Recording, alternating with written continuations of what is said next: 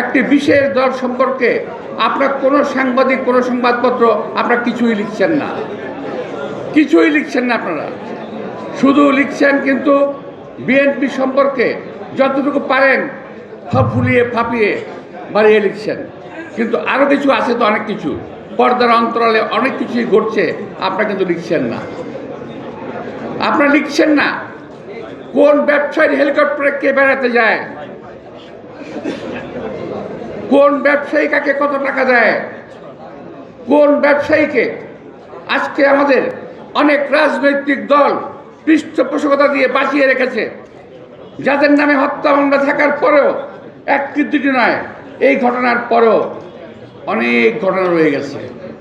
July August ছাড়াও হত্যার ঘটনায় জড়িত এমন অনেক ব্যবসায়ী মহল জড়িত আছে, তাদের বিরুদ্ধে আপনারা কিছু লিখছেন না। ভাই, আমি আপনাদের সমালোচনা করছি না, আমি আপনাদের চোখে আঙুল দিয়ে দেখিয়ে দিতে চাই যে আপনারা কোথায় কোথায় ভুল করছেন। ক্ষতি হচ্ছে, দেশের ক্ষতি হচ্ছে, জাতির ক্ষতি হচ্ছে। আপনারা কেন তুলে ধরছেন না যারা 3 তারিখের জুলাইয়ের 3 না, ওই যে ব্যবসায়ীদের সম্মেলন, এই ব্যবসায়ীদের সম্মেলনে কারা কারা ছিল, কারা কারা গ্রেপ্তার হয়েছে, কারা কারা হয় নাই, কেন হয় নাই, এটা একটু আপনাদের তুলে ধরা দরকার। কারণ এই সমস্ত লোকগুলো তারা অবৈধভাবে গত 17 বছর টাকা কামিয়েছে, আর আগামী 17 বছর এই টাকা খরচা করবে বাংলাদেশ ধ্বংস হওয়ার পিছনে।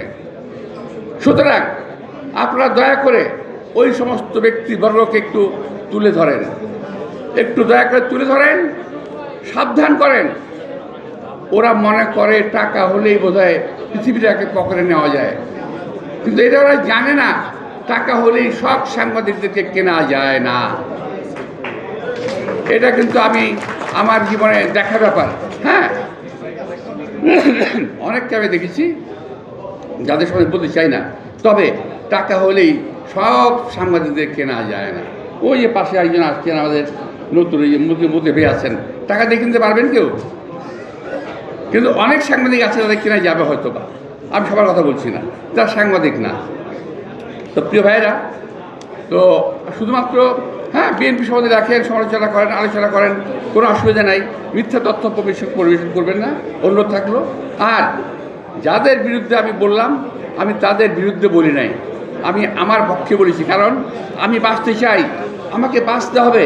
আর ওই লোকগুলো যদি তার অবৈধ টাকা নিয়ে এইভাবে ঘুরে বেড়ায়, তাহলে বাংলাদেশে কোনো মানুষ সুস্থভাবে বেঁচে থাকতে পারবে না।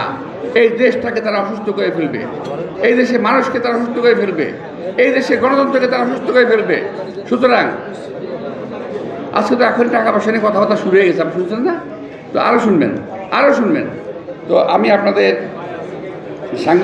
সাংবাদিক ভাইদের বলবো, শুধু ব্যবসায়ী না, আপনার সচিবালয়ে খোঁজ নেন আওয়ামী দোসররা কীভাবে সেখানে মানে মৌরসি পাট্টা মানে নিয়ে বসে আছে। ওখানে আওয়ামী দোসররা আজকে অবস্থান নিয়েছে সচিবালয়, থানা পরিষদ, ইউনিয়ন পরিষদ, সমস্ত জায়গায় তারা অবস্থান নিয়েছে।